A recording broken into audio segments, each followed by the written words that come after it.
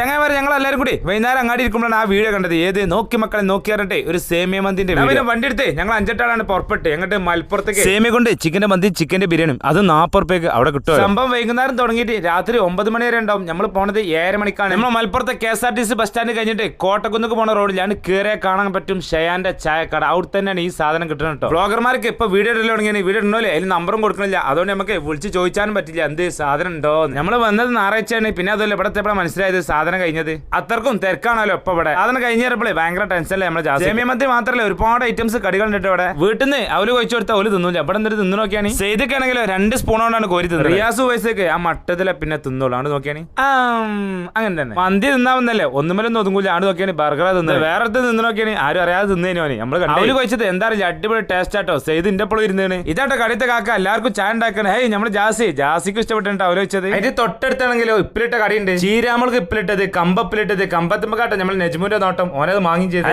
ഓൻ തിന്നു നോക്കിയാണ് നവന്ന് വെള്ളം വരില്ലേ. അങ്ങോട്ട് നോക്കിയാണ് ഓലെ അരിനെല്ലിക്ക് ഇപ്പിലിട്ടാട്ടോ വാങ്ങിയത്. ഈ കാണാണ് നമ്മളെ കച്ചവടക്കാരൻ. അടിപൊളി കച്ചവടട്ടോ. ഓനെ എന്താ മാണ്ടി ഇങ്ങനെ ചോദിച്ച് നമ്മളോട് വാങ്ങിച്ചു. ഓനക്ക് ഭയങ്കര കുറവാട്ടോ. ഏതായാലും വന്നല്ലേ കോട്ടക്കൊന്നും കണ്ട് കേറി ആണ് നോക്കിയാണ്. സമയം 9:30 ആയിക്കണ്. ആളുകളൊക്കെ പോയിക്കണ്. തിരക്കേ കമ്മിയാണ്.